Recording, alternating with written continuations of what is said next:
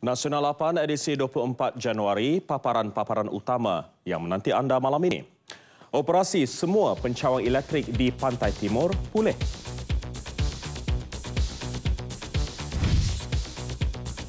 Pembinaan semula rumah musnah akibat banjir bermula esok. Dan pemimpin PAS membisu isu pilihan raya PBT. Untuk paparan penuh bersama saya Fatil Hidayat Ghazali dan rakan penyampai Atikah Muhammad Naim dalam Nasional 8.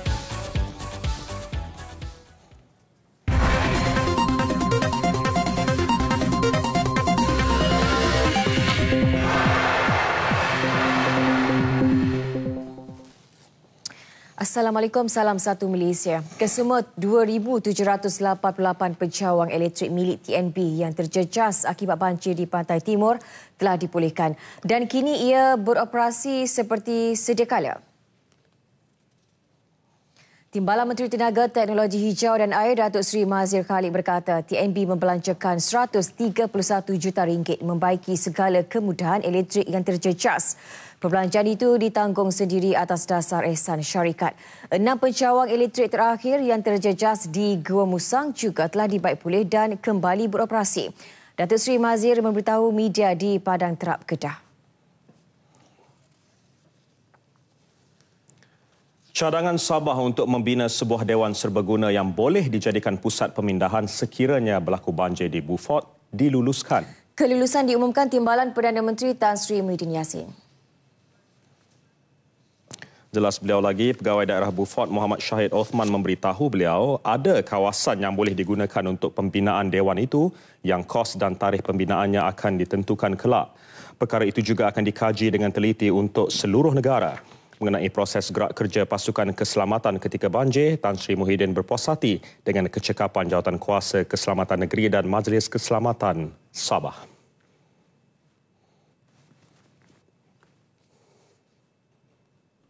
Taklimat tadi dan saya berpuas hati tentang segala tindakan yang sewajarnya diambil. Pertama untuk menyelamatkan nyawa-nyawa mereka-mereka yang terlibat dengan musibah banjir di sini, ditempatkan di tempat yang telah ditetapkan, bekalan bahan-bahan keperluan makanan, rawatan kesihatan dan segalanya saya lihat tadi telah dilaksanakan dengan baik, tidak ada aduan.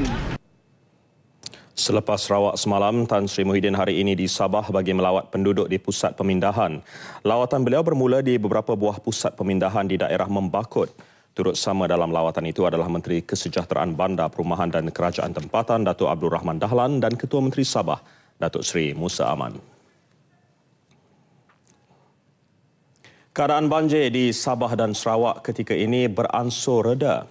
Jumlah penduduk terjejas yang ditempatkan di pusat pemindahan semakin berkurangan berbanding tengah hari tadi. Jumlah keseluruhan penduduk yang ditempatkan di pusat pemindahan di 4 negeri ketika ini ialah 3,908 orang. Di Sabah ia melibatkan 1,695 orang berbanding 2,835 pada tengah hari. Di Sarawak pula seramai 1,924 orang berbanding 2,494 orang. Manakala di Kelantan dan Perak masing-masing 255 orang dan 34 orang.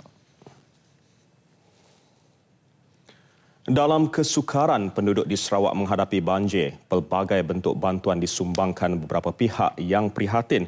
Salah seorang penduduk yang melakukan tugas murni itu ialah Lai Nyuk Lin. Beliau menjadikan rumah kedainya sebagai tempat berteduh hampir 400 orang penduduk terjejas banjir di Rantau Panjang, Batu Kawa, Kuching. Wartawan Syadikin Bahri melaporkan. Katanya adalah salah satu caranya untuk membantu mengurangkan penderitaan penduduk yang menghadapi kesusahan dan kehilangan harta benda dalam banjir. Banjir kilat melanda Sarawak sejak minggu lepas. Beliau telah membuka 12 blok rumah kedainya untuk kegunaan orang ramai yang terjejas banjir tanpa mengenakan sebarang bayaran. Pasal lolok, saya pun tidak tahu, tidak orang tolong. Tidak ada orang tolong. So itu luak tu jilo-jilo itu kuat. Itu kuat. Oh, besar itu. Saya pun heran kuat. So, dia orang pagi sudah pukul 7 sudah sampai sini. Katanya lagi beliau telah memberikan bantuan seumpama itu sejak banjir besar melanda pada tahun 2008 lagi. Penduduk ditemui turut bersyukur kerana masih ada individu seperti Encik Lai membantu semasa rumah mereka ditenggelami air. Ya, mesti ada aja nolak. Memang kami ada minta dengannya, yang memang nyuruh kami pindah di situ. Beliau tidak mengenakan sebarang apa-apa bayaran. Di sinilah saya memang berterima kasih kepada Encik Lai. Namun kali ini Encik Lai amat terima kasih kepada kerajaan kerana menyedari bantuan yang beliau hulukan selama ini mendapat perhatian mereka. Syarikin Bahrain melaporkan untuk RTM. Sementara itu di Long Panai, Ulu Baram, Miri, 5 orang dalam sebuah bot yang terbalik berjaya diselamatkan anggota Regimen Askar Melayu Diraja RAMD. 4 dewasa dan seorang kanak-kanak 10 tahun dalam perjalanan ke pusat pemindahan SK Long Panai untuk makan tengah hari. Menurut Ketua Bomba dan Penyelamat Zon Miri, Superintendent Lau Po Kiong, ketika kejadian anggota berkenaan sedang membuat rondaan kira-kira pukul 11.40 pagi dari Long Panai ke Long Terawan. Seorang daripada mereka yang karam dan hanyut berjaya ditarik keluar daripada air oleh anggota RAMD.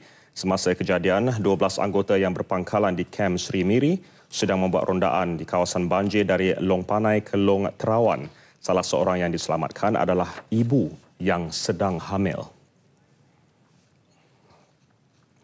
Hampir 80 penggiat industri pembinaan negara memberi sokongan padu terhadap inisiatif bantuan pasca banjir yang diselaras Lembaga Pembangunan Industri Pembinaan Malaysia, CIDB. Ia merupakan sebahagian program tanggungjawab sosial korporat CSR komuniti industri berkenaan. Dalam satu kenyataannya, Ketua Eksekutif CIDB, Datuk Seri Profesor Dr. Judin Abdul Karim turut menyifatkan sambutannya amat memberangsangkan selepas CIDB menubuhkan jawatankuasa pembaikan rumah mangsa banjir di bawah program Bill Brigade. Majoriti penggiat industri bersedia memberi bantuan kepada penduduk terjejas mengikut kepakaran masing-masing. Mereka terdiri daripada rakan strategik CIDB, pemaju perumahan, kontraktor, persatuan-persatuan dalam pembinaan dan badan bukan kerajaan NGO. CIDB juga telah dipertanggungjawabkan oleh Kementerian Kerja Raya untuk menyelaras kerja-kerja pembaikan rumah bersama Kementerian Kemajuan Luar Bandar dan Wilayah KKLW. Mengikut statistik yang dikeluarkan Majlis Keselamatan Negara MKN sehingga 19 Januari lepas, dianggarkan 3,523 buah rumah terjejas teruk. Paling banyak di Pahang sebanyak 2,017 unit, diikuti Kelantan 712 unit, Terengganu 430 unit, Perak 293 unit dan Johor 71 unit. CIDB turut mengalu-alukan penggiat industri pembinaan yang ingin turut sama menyumbang dengan menghubungi email tertera. Dalam pada itu, kerja-kerja pembinaan semula 2,376 buah rumah yang musnah akibat banjir akan dimulakan esok. Untuk Ahad ni, mulai Ahad ni kita baru setakat ni akan start dengan 10 buah yang dah confirm, yang tak ada masalah tanah. Sebab kita pertama sekali orang yang mohon ni tak ada masalah tanah, memang tanah dia sendiri, bukan duduk atas tanah orang lain, dan dia memang sanggup, memang nak stay kat situ. Itu pertama. Jadi 5 buah di Manik Urai dan 5 buah lagi di Kuala Lipis, Pahang. Rumah baru bernilai RM48,000 sebuah berkeluasan 660 kaki persegi dan mempunyai 3 bilik tidur dilengkapi bilik air, dapur dan ruang tamu. Ia dijangka siap dalam tempoh 75 hari. Penduduk Dabung, Kuala Krai, Kelantan yang terjejas banjir bersyukur kerana dapat tinggal sementara di rumah transit. Rumah transit sebanyak 21 buah berkenaan telah disediakan Kerajaan Terengganu dan dibina secara gotong royong sukarelawan dalam tempoh 3 hari. Kebanyakan penduduk yang diberi peluang tinggal di rumah tersebut disebabkan rumah mereka hanyut di bawah air dan rosak teruk. Semua peralatan termasuk kayu, atap dan dinding dibawa terus dari negeri berkenaan bagi memudahkan 100 tukang rumah menyiapkan kerja dalam tempoh yang ditetapkan. Rumah dilengkapi dengan kemudahan bekalan elektrik, air bersih dan lain-lain kemudahan asas.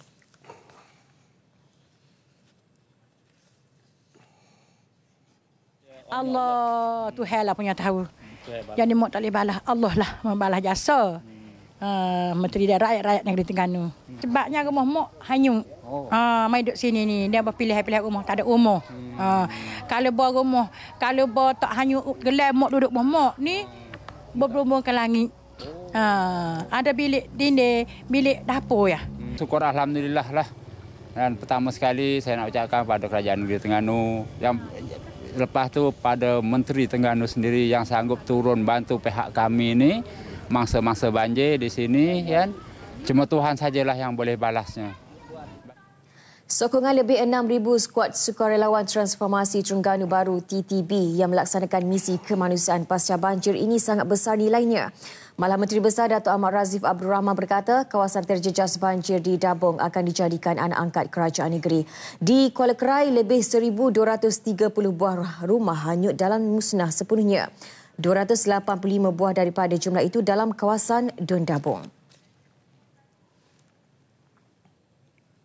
Sudah jatuh ditimpa tangga. Begitulah nasib yang menimpa seorang ibu tunggal, Salmah Muhammad Isa, di Kampung Sokor, Tanah Merah, Kelantan. Ibu tunggal itu salah seorang daripada ribuan rakyat Kelantan yang hilang tempat tinggal selepas banjir yang melanda turut meranapkan rumah dan semua harta benda milik mereka. Namun kunjungan Timbalan Menteri Perdagangan Dalam Negeri, Koperasi dan Kepenggunaan Datuk Seri Ahmad Bashar Mat Hanifah menghulurkan bantuan dan peralatan rumah sedikit sebanyak mengubat kesedihan beliau sekeluarga.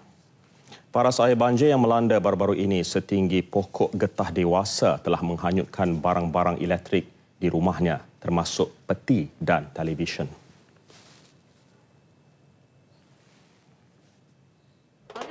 Kita sungguh-sungguh terima kasihlah kata. Banyak kita rumah tu, rumah ni mula terharu. Lepas tu tak apalah, boleh kata kita seorang menanggung, orang lain lebih lagi pada kita. Itulah kata tak apalah kata.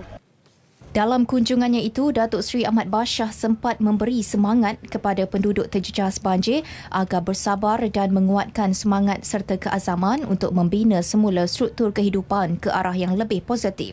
Nasihat beliau, jangan menjadikan bencana banjir sebagai satu igawan atau mimpi ngeri serta trauma yang berpanjangan yang boleh menjejaskan kehidupan. Hari ini begitu ramai keluarga-keluarga daripada luar datang membantu. Jadi cuma yang penting mereka harus bersabar dan terima bencana ini sebagai dugaan. Jadi janji yang Berhormat Perdana Menteri kepada semua mangsa-mangsa banjir yang terlibat di seluruh negara, kerana kita sedang merancang untuk membantu dalam pelbagai bentuk. Yang setengah kalau bagi segi makanan, yang penting sekali ialah tempat tinggal. Beliau turut mengagihkan sumbangan berupa bekalan keperluan harian kepada 221 penduduk terjejas banjir di Sekolah Kebangsaan Sokor. Seterusnya kita berlintas langsung ke Jabatan Meteorologi untuk laporan cuaca terkini. Bersama dengan Hafizah Hakim. Silakan Hafizah. Assalamualaikum dan salam sejahtera. Berikutan angin yang bertiup dari arah timur laut dengan kelajuan mencapai 50 hingga 60 km sejam dan ketinggian ombak mencapai 4.5 meter. Met Malaysia masih lagi mengekalkan amaran angin kencang dan laut bergelora kategori kedua bagi kawasan perairan Kondor. Manakala untuk kawasan perairan Reef North dan Palawan, Met Malaysia masih lagi mengekalkan juga amaran angin kencang dan laut bergelora kategori pertama, iaitu dengan kelajuan angin mencapai 40 hingga 50 km sejam dan ketinggian ombak mencapai 3.5 meter.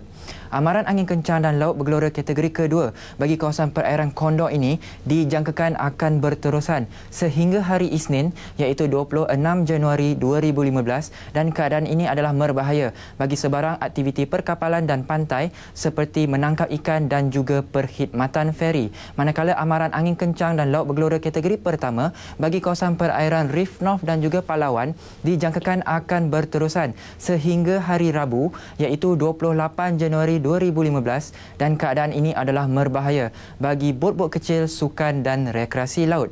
Seterusnya kita beralih pula kepada ramalan cuaca pada keesokan paginya. Bagi Semenanjung diramalkan insya-Allah tiada hujan untuk kesemua negeri di Semenanjung. Namun begitu, pada keesokan paginya diramalkan hujan berserta ribut petir boleh berlaku di negeri Sabah dan lebih tertumpu di bahagian Sandakan, Kudat, pantai barat dan juga pedalaman negeri Sabah. Begitu juga diramalkan juga pada keesokan paginya hujan boleh berlaku di wilayah Persekutuan Labuan. Untuk negeri Sarawak pula, pada keesokan paginya juga diramalkan hujan berseteribut petir boleh berlaku dan lebih tertumpu di kawasan-kawasan pantai negeri Sarawak. Sekian sahaja ramalan cuaca untuk malam ini. Kita kembali semula ke Angkasa Puri. Reman tidak disambung, Zamani bebas dengan jaminan polis. Paparan penuh seketika nanti.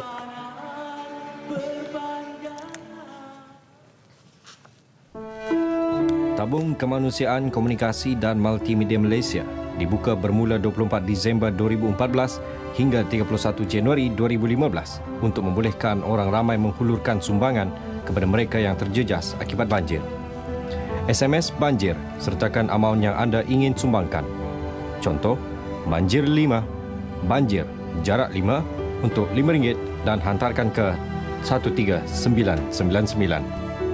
Amaun-amaun yang boleh disumbangkan adalah RM1, RM3, RM5, RM10, RM15, RM20, RM30, RM40 atau RM50. Sumbangan anda amat bermakna. Terima kasih atas kesetiaan anda bersama Nasional 8.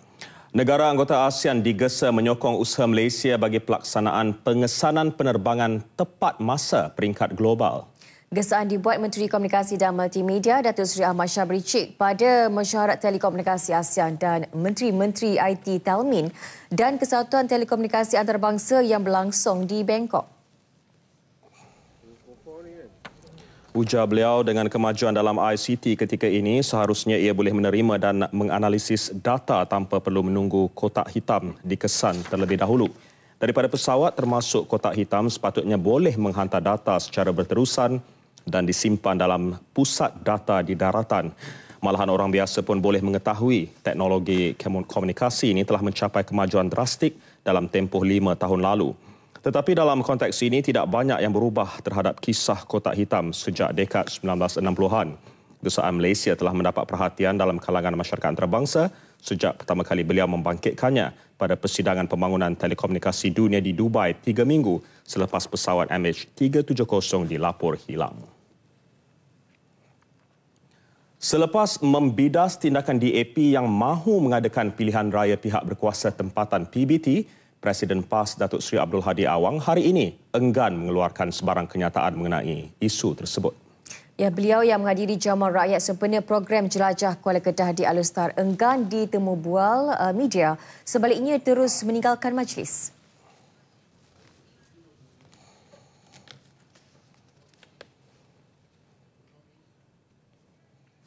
Majlis turut dihadiri beberapa pemimpin tertinggi PAS Pusat, antaranya Setiausaha Agung PAS Datuk Muzaffar Ali, Naib Presiden PAS Datuk Salihuddin Ayub dan Pesuruhjaya PAS Kedah Datuk Mahfuz Omar.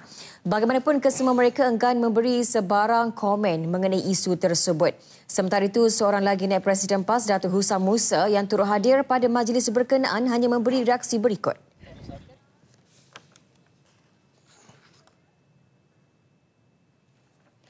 Semalam, Datuk Seri Abdul Hadi menyifatkan pilihan raya PBT Pulau Pinang yang diperjuangkan DAP hanya memberi keuntungan kepada penduduk bandar yang majoritinya kaum Cina.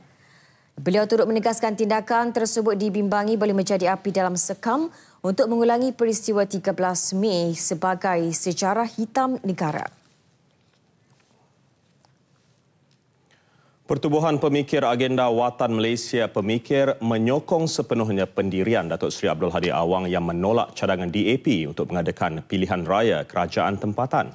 Menurut Presidennya Tan Sri Aziz Yassin, pilihan raya seumpama itu dilihat hanya mencetuskan suasana tidak stabil selain melebarkan jurang perbezaan kaum di kawasan bandar. Dalam satu kenyataan, beliau menzahirkan rasa curiga terhadap sikap DAP yang kelihatan begitu beria-ia benar hendak melaksanakan cadangan berkenaan sejak sekian lama. Malah tidak mustahil akibat pilihan raya itu nanti akan berlaku perpecahan kaum yang lebih ketara bila kawasan-kawasan mengundi tidak mengandungi pelbagai kaum, sebaliknya ia didominasi sesuatu kaum tertentu sahaja. Bila perkara itu berlaku, golongan minoriti tidak akan diwakili di dalam mana-mana kawasan mengundi dan seterusnya mana-mana kerajaan tempatan. Ia bukan sahaja tidak sihat bagi sebuah negara seperti Malaysia, tetapi memburukkan hubungan kaum. Pendapat yang sama turut disuarakan Menteri Kesejahteraan Bandar, Perumahan dan Kerajaan Tempatan Datuk Abdul Rahman Dahlan ketika dihubungi RTM.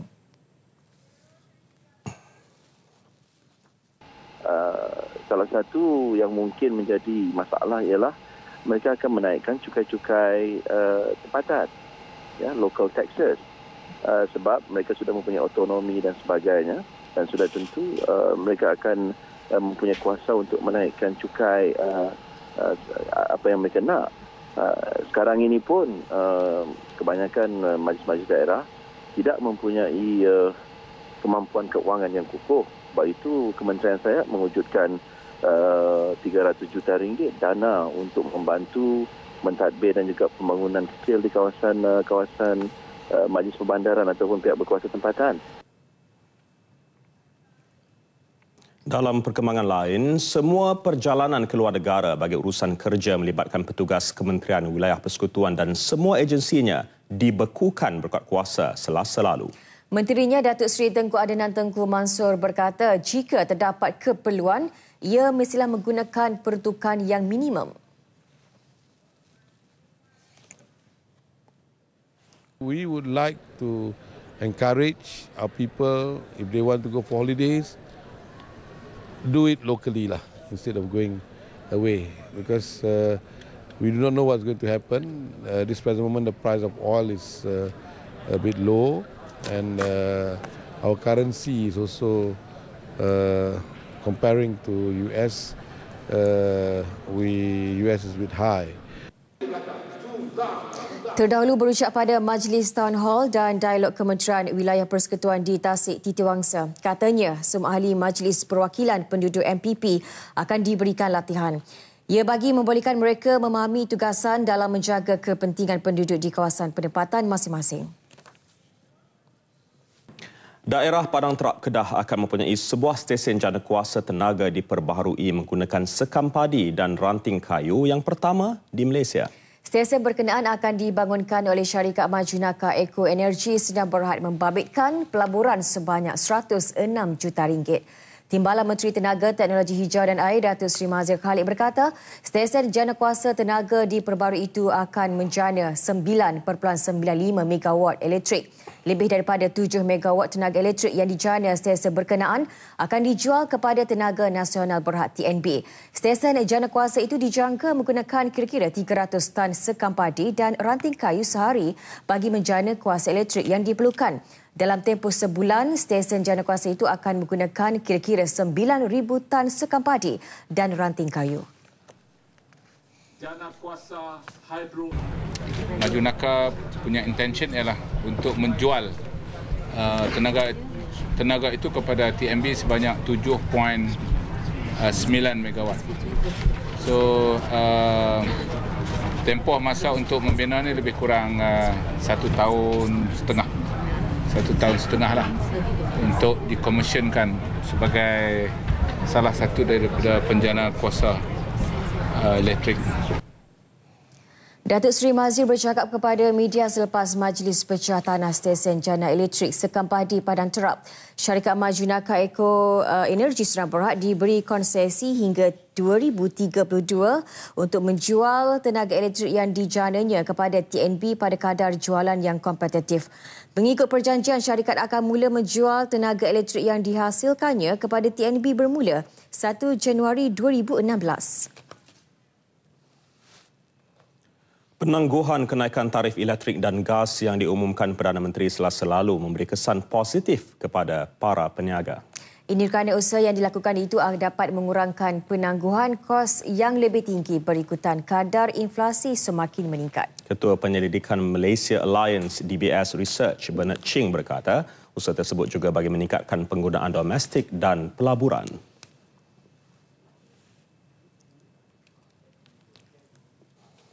Government is doing the right thing, okay, to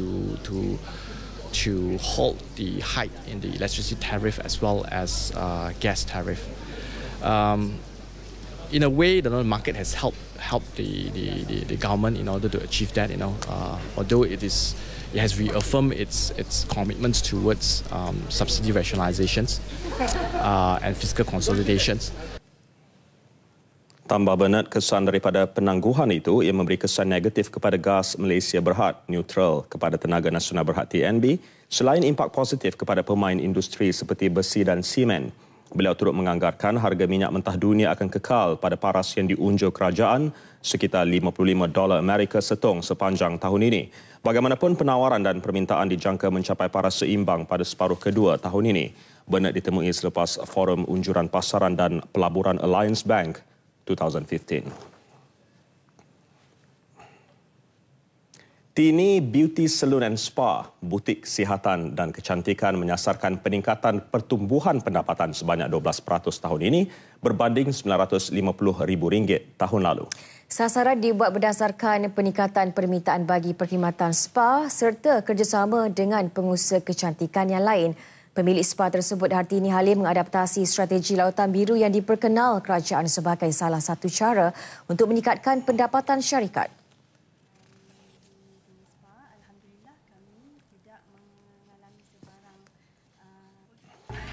Yang penting saya fokus dekat Blue Ocean Strategies. Jadi mungkin kita akan sekarang kita plan tahun depan lebih pada training. Training untuk ibu-ibu tunggal, golongan yang miskin tegar, untuk membantu mereka menjana pendapatan melalui soft skills. Tini Beauty Salon and Spa mensasarkan pengunjung wanita yang tinggal di sekitar ibu kota. Ia menawarkan perkhidmatan rawatan kecantikan oleh ahli terapi yang terlatih dalam bidang tersebut dengan harga yang berpatutan.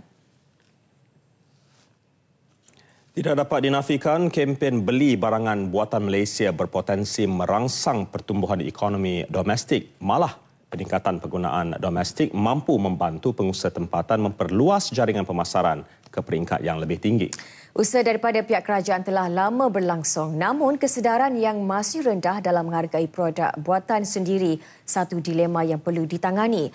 Laporannya bersama wartawan Eva Dian Ali.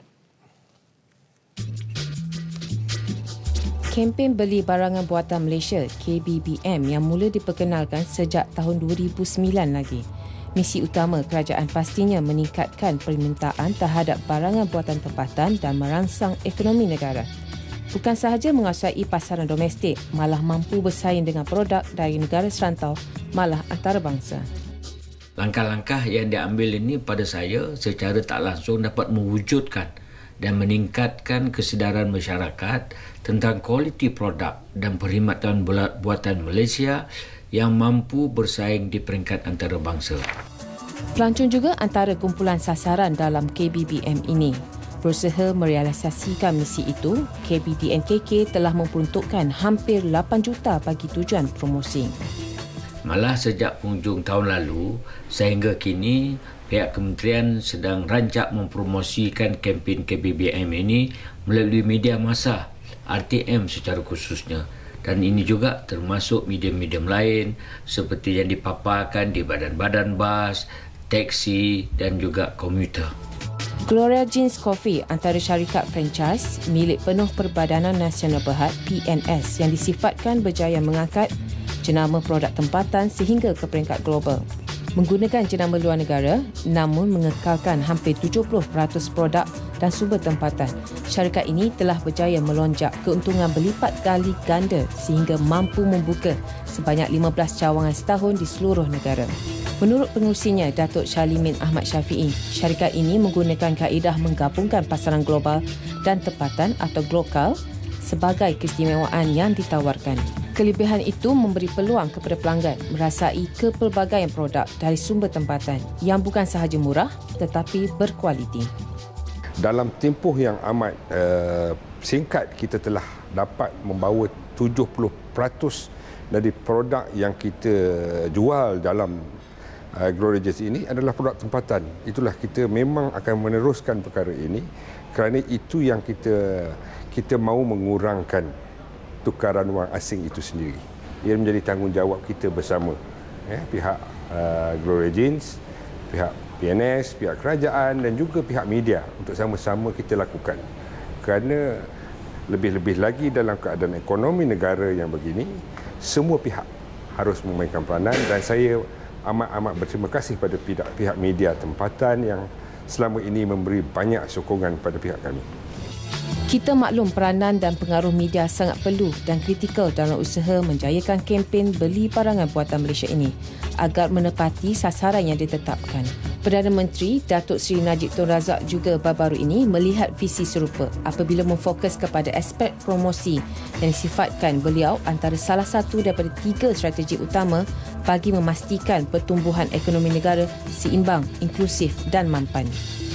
Namun, trend semasa yang dapat dilihat, usaha promosi pihak media tempatan sendiri dilihat kurang mendapat sambutan. Persoalannya, tanpa peranan aktif yang dimainkan media sebagai medium utama mendidik dan menyedarkan masyarakat, mampukah kempen yang diusahakan memberi kesan dan kualiti? Satu lagi isu lain yang perlu difikirkan. Efadian Ali melaporkan untuk Berita RTM.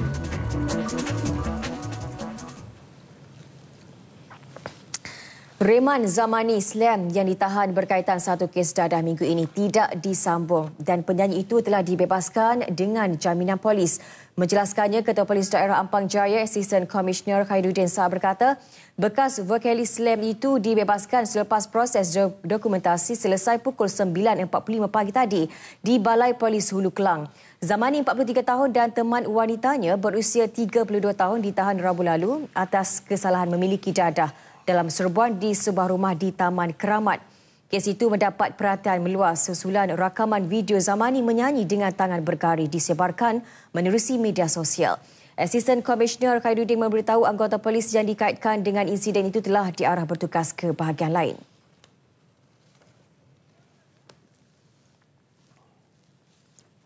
Bekas Raja Pemasyuri Agong keempat Tengku Ampuan Intan Zaharah Tengku Omar Setia Raja yang juga nenda kepada Sultan Terengganu Sultan Mizan Zainal Abidin mangkat di sebuah hospital di Ibu Negara kira-kira pukul 3.30 petang tadi. Almarhum 87 tahun yang mengidap penyakit radang paru-paru merupakan isteri kepada Sultan Terengganu ke-14 Sultan Ismail Nasiruddin Shah. Jenazah almarhum dijangka tiba di lapangan terbang Sultan Mahmud kira-kira pukul 10 pagi esok sebelum dibawa ke Istana Maziah dan akan dikebumikan di makam diraja Masjid Abidin selepas solat Zuhur. Rakyat boleh menziarahi jenazah di Istana Maziah mulai pukul 11 pagi hingga 12 tengah hari dan akan disusuli orang-orang kenamaan sehingga pukul 1 tengah hari. Almarhum berkahwin dengan almarhum Sultan Ismail Nasiruddin Shah pada 3 April 1944 di Kuala Terengganu dan dilantik sebagai Tengku Ampuan Besar Terengganu pada 6 Jun 1949.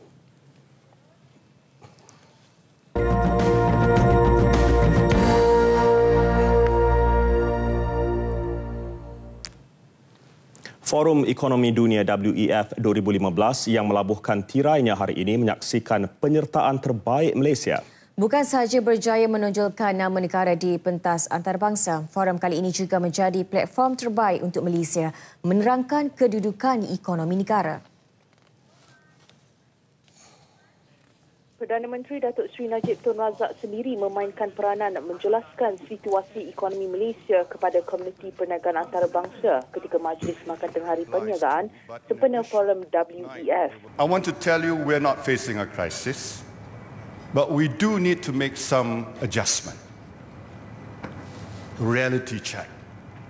That's why before I came to Davos, I made a major speech to tell Malaysians, to tell the world that, look, it's not a crisis, but we must make the adjustments.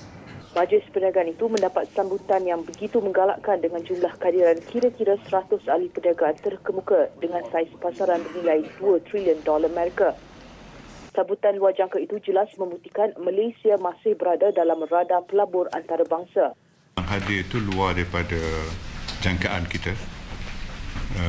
Dan kedua dari segi kualiti mereka pun mereka mewakili syarikat-syarikat yang mempunyai nilai pasaran yang besar, iaitu lebih kurang semua sekali $2 trillion dari segi market cap,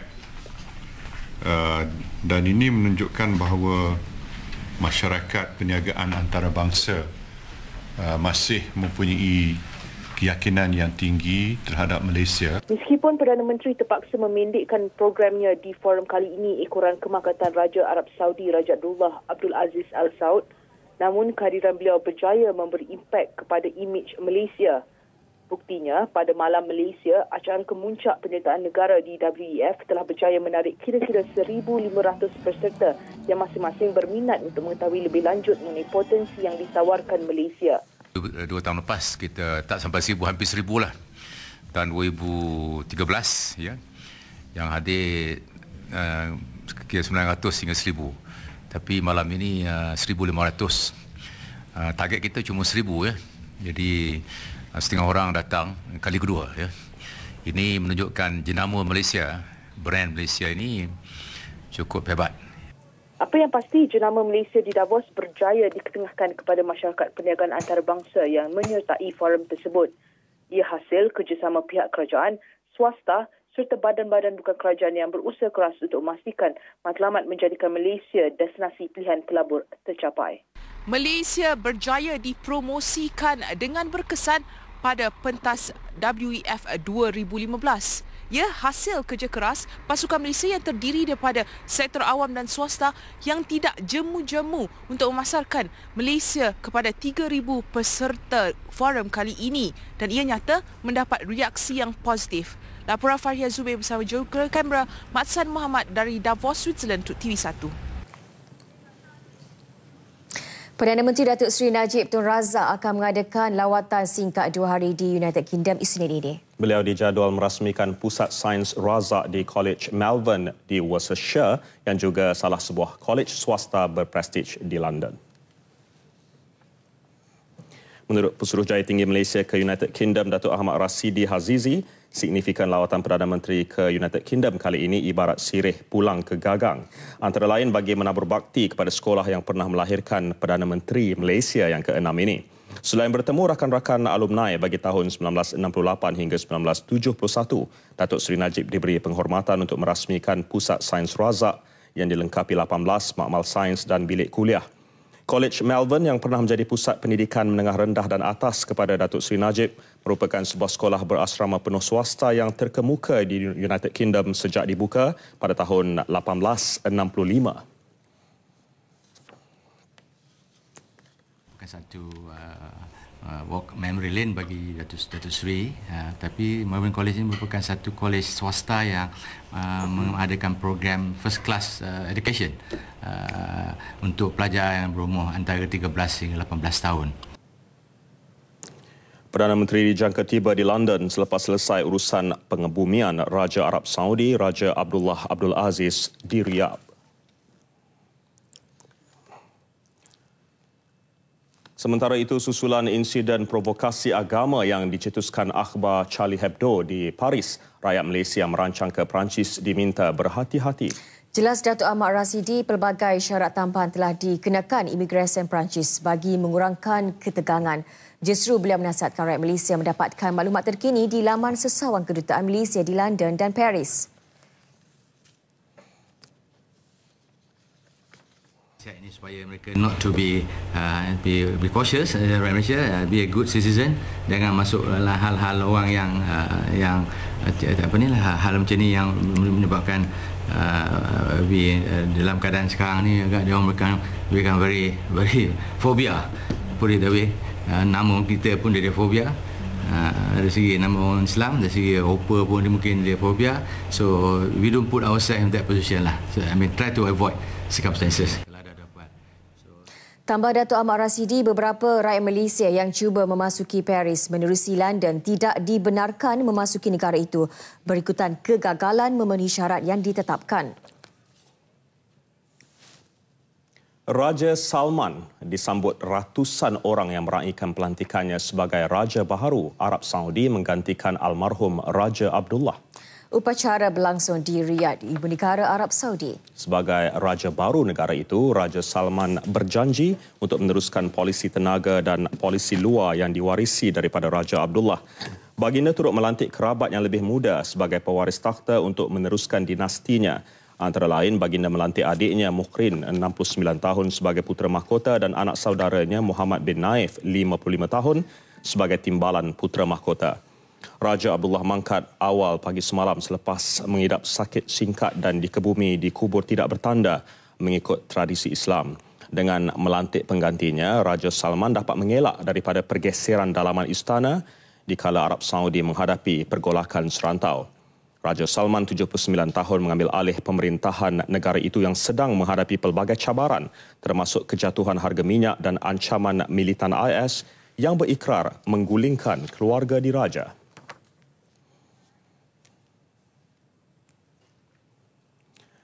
Tibalah kita ke perkembangan sukan tempatan dan antarabangsa. Kita terus saja bersama rakan penyampai Riza Sarbini. Riza, silakan. Terima kasih Atika dan Fatil. Antara yang menarik dalam Sukan Nasional malam ini, atlet para Azlan Mat Lazim meninggal dunia.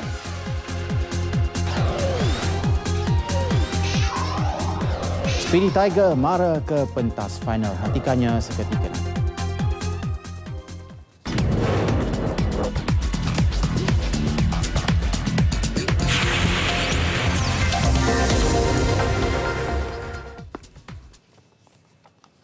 Assalamualaikum. Saya mulakan dengan kejohanan golf tertutup Kinrara. Catatan 70 pukulan 1 di bawah par sudah cukup buat bekas pemain kebangsaan Kenneth De Silva muncul juara di lapangan Kelab Golf Kinrara petang tadi. De Silva mengumpul 274 pukulan 10 di bawah par keseluruhan mengatasi Shukri Osman yang berkongsi kedudukan kedua bersama R. Nachimutu dengan kelebihan 1 pukulan di hadapan.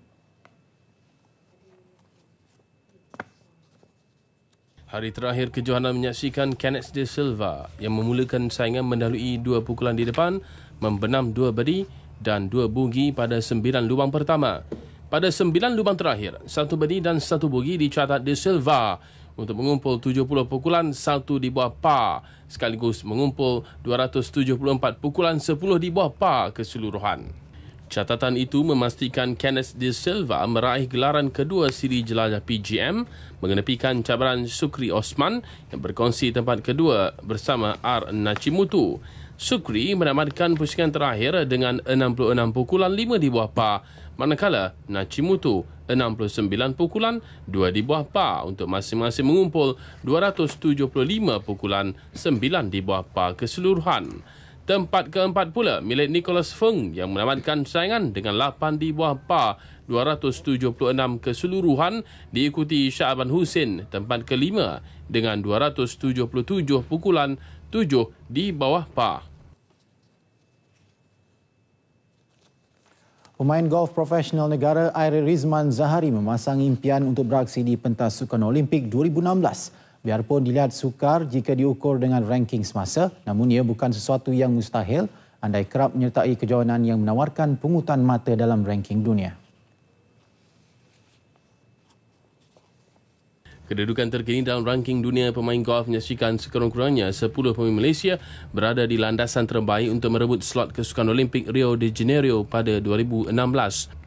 Aire Rizman yang turut berada dalam senarai di ranking ke-712 dunia percaya tiada yang mustahil untuk beraksi jika bekerja keras mengumpul mata dalam tempoh 18 bulan sebelum sukan berprestij dunia itu berlangsung.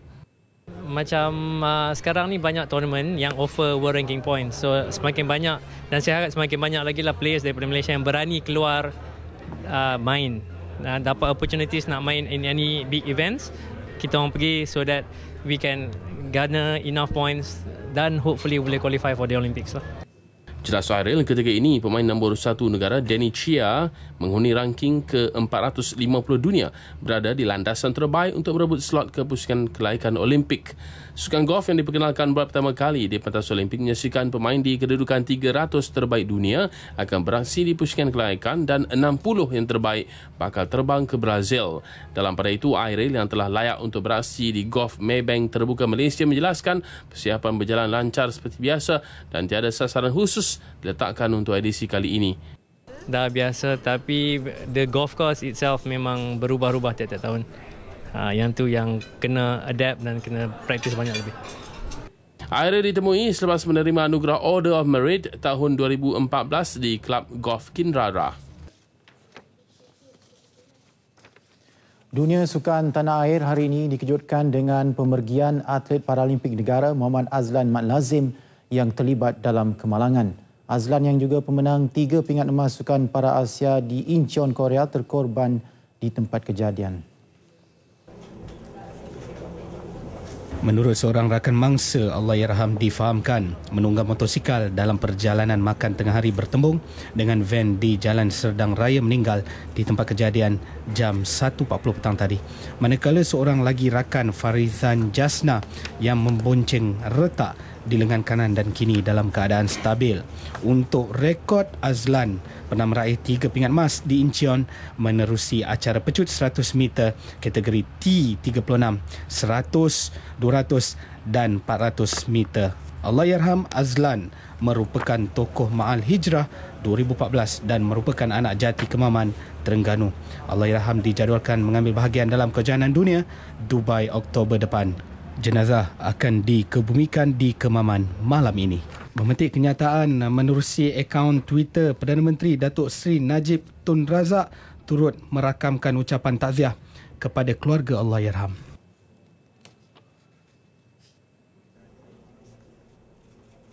Menteri Belia dan Sukan Khairi Jamaluddin nyata sedih dengan pemergian Allahyarham Muhammad Azlan Mat Lazim. Khairi menyifatkan ini satu kehilangan besar buat sukan Paralimpik negara. Malah Khairi turut menganggap Allahyarham seorang yang bertanggungjawab dan disiplin. Itulah yang sebenarnya yang menjadikan beliau sebagai seorang champion bagi saya, ya, sebagai seorang idola. Bukan hanya menang pingat emas di peringkat yang tertinggi, tetapi seorang yang mempunyai jiwa yang murni, yang tidak lupa pada asal usul dan keluarganya, dan kehilangan yang amat besar. Manakala bagi Ketua Pengarah Majlis Sukan Negara Ahmad Syarpawi Ismail, pemergian Azlan amat mengejutkan dan beliau merupakan antara atlet berpotensi besar mengharumkan nama negara. Kita sekarang ni dalam buat tengah ada kem pembangunan Paralimpik di Kampung Pandan, dan beliau adalah salah seorang ikon bersama-sama dengan saya nanti dan rakan-rakan yang lain ni akan ada program pada malam ini untuk berkongsi pengalaman beliau dengan atlet-atlet baru Paralimpik. So ini merupakan satu yang kata mengejutkan dan sangat-sangat menyedihkan bagi pihak MSN, dan Azlan merupakan salah seorang prospek sebenarnya untuk Rio punya program. Rakan sepelatihnya pula Faridun Masni yang juga atlet para acara rejam lembing menyifatkan Azlan insan yang mudah didekati. Dia ni memang seorang yang mesra dengan semua orang. Jadi tu yang bila dia tak ada memang terasa sangat. Dia ni memang jenis baik dengan semua orang kan. Jadi tu terkejut gila. Ketiga-tiganya ditemui di bilik mayat Hospital Serdang, Selangor. Turut hadir Penaung Majlis Paralimpik Malaysia, Tun Jin Abdullah. Takziah kepada keluarga Allahyarham. Saya teruskan dengan kejohanan rugby Liga Super KRM. Juara 4 kali NS Wanderers mencatat kemenangan pertama selepas tewas dalam perlawanan pertama kumpulan B minggu lalu. Kali ini NS Wanderers bangkit mencatat kemenangan menewaskan Politeknik Melaka 22-3 dalam perlawanan yang berlangsung di Universiti Putra Malaysia UPM. Skuad Politeknik Melaka kendalian Muhammad Syafiee Osman nyata berjaya mengekang asakan NS Wanderers dengan gerakan-gerakan menarik. 2 try, 2 conversion dan 1 penalti meletakkan pasukan Poli Melaka berjaya mendahului NS Wanderers 17-0 tamat separuh masa pertama. NS Wanderers kendalian Tarmizi Razak cuba bangkit di babak kedua, namun segala usaha yang cuba dilakukan untuk memungut mata tidak berhasil. NS Wanderers hanya mampu mencatat 3 mata melalui penalti yang dilakukan pada minit ke-50. Sebaliknya, Poli Melaka terus beraksi hebat untuk mencatat mata demi mata, menambah 5 mata melalui try pada minit ke-79 untuk kedudukan 22 berbalas 3. Sehingga tamat perlawanan, Poli Melaka mencatat kemenangan menewaskan NS Wanderers dalam perlawanan kedua. Ini merupakan kemenangan pertama Poli Melaka selepas tewas kepada Chris Conley dan juga kekalahan kedua berturut-turut buat NS Wanderers. Menjelang sepak mula Liga Malaysia bulan depan, jurulatih Harimau Kumbang Jackson Ferreira Tiago jelas gembira dengan persembahan anak buahnya dalam 6 perlawanan pramusim setakat ini. Ferreira menaruh keyakinan tinggi dengan potensi pemain sedia ada untuk misi memburu slot Liga Super tahun depan. Pulau Pinang bakal bertemu Felda United dan Selangor pada 26 dan 29 Januari ini di Stadium Selayang bagi melengkapkan persediaan pramusim. Ditanya mengenai prestasi pemain Pulau Pinang, beliau amat berpuas hati dengan prestasi pemain pada ketika ini. Cakap bahawa kita sudah ada pemain POR, kita sudah ada pemain lokal, kita ada pemain Penang. Semua itu tim Penang, sudah ada pemain POR, pemain lokal, kita semua satu pasukan. Beliau ditemui selepas perlawanan persahabatan Pulau Pinang bertemu Kelantan di Stadium Bandaraya Georgetown. Pada perlawanan tersebut, pasukan tuan rumah berjaya menewaskan Kelantan dengan jaringan 2-0. Gol pertama tuan rumah muncul pada minit ke-11 apabila Rafiuddin Rudin berjaya melepasi perangkap offside dan Khairul Fahmi gagal menghalang sepakan Rafiuddin Rudin. Babak kedua, Harimau Kumbang berjaya menambah satu lagi gol hasil tandukan Alberto Concalus da Costa setelah menerima hantaran lintang Lee Gil-hun.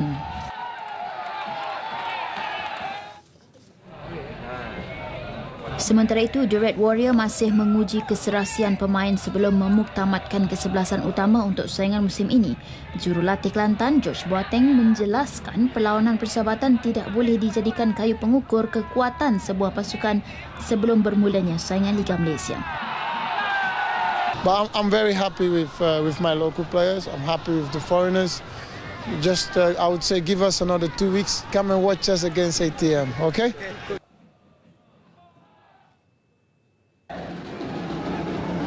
Sementara itu, di Paroi, skuad kendalian K. Devon turut melakukan persiapan rapi sebelum aksi Liga Premier yang akan membuka tirai 6 Februari ini. Hobin Jang Hobin meneruskan aksi pramusim dengan menguji skuad kendalian Abdul Rahman Ibrahim Terengganu malam tadi. Kedua pasukan jelas mempamerkan aksi berhati-hati apabila tiada sebarang jaringan terhasil di babak pertama. Bersambung babak kedua, Negeri Sembilan akhirnya berjaya merobek gawang pelawat apabila Vincent Bikana menjaringkan gol sendiri pada minit ke-61.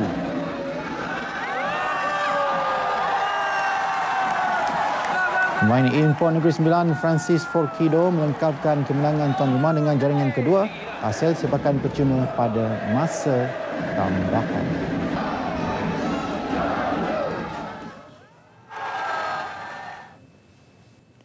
Baik, kejohanan Hoki Liga Dunia pusingan kedua di Singapura. Malaysia berdepan tentangan sengit Jepun sebelum berjaya melangkah ke pentas final. Kekuatan mental dan semangat sepasukan menyaksikan Malaysia menang melalui penalti shootout 3-2 ke atas Jepun. Ketua Jurulatih Tai Beng Hai akui persembahan pasukan sedikit goyah. Ini menyaksikan banyak peluang keemasan gagal menemui sasaran. Tetapi dia tetap berfikiran positif dan berpuas hati dengan kemenangan itu sambil berharap ia dapat diteruskan lagi untuk muncul juara.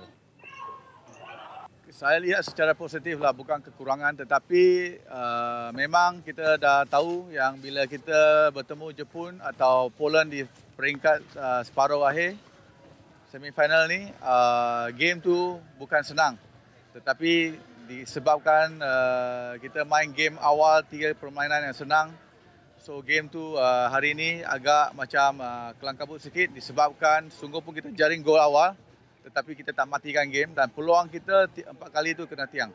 Sementara pengendali Jepun, Kyon Wook Kang tidak menafikan peningkatan ketara yang ditunjukkan pemain-pemainnya. Tambahan apabila berjaya mengikat kedudukan sehingga tamat perlawanan. But actually, Malaysia no hard luck. Malaysia ball hit crossbar 2 or 3 times, 4 times. Malaysia is hard luck today. I think today Japanese improve a lot. Improve a lot today. I'm happy with my team players' performance. I'm happy. Getir, hanya itu yang dapat diungkapkan pada aksi separuh akhir Malaysia bertemu Jepun. Malaysia mara ke final, menepati sasaran Kongres Hoki Malaysia dan paling mustahak layak ke pusingan ketiga Liga Hoki Dunia yang bakal berlangsung pada bulan Jun nanti. Misi seterusnya bergelar juara pada kejohanan kali ini. Faizal Jamal bersama juru kamera Sudik Yusof dari Sengkang Sports Complex untuk TV1. Baiklah, sekian sukan untuk malam ini. Kembali bersama dengan Fatil dan juga Atika. Assalamualaikum. Ya, Muhammad Rizal Sarbini, terima kasih dengan perkembangan sukan untuk Nasional 8 malam ini yang mengakhiri paparan kita. Teruskan hujung minggu anda dengan menonton TV1. Baik, Best 5-10 edisi 9 malam menyusul selepas ini bersama dengan rakan penyampai Syahid Arifin. Dengan itu, Assalamualaikum. Dan salam satu Malaysia.